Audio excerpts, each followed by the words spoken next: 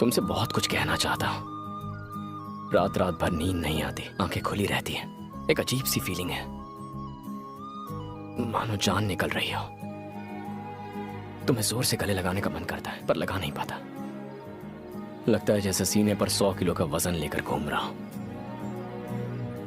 पहले जब भी कोई रोमांटिक गाना सुनता था तो मुझे वो बहुत बकवास लगता था, पर आजकल जब भी सुनता हूं तो लगता है जैसे हर एक गाना बस मेरे लिए लिखा गया है। मैं जानता हूं कि फिलहाल मैं जो कुछ भी बोल रहा हूं उसका कोई मतलब नहीं बनता, लेकिन भावनाओं को समझो यार।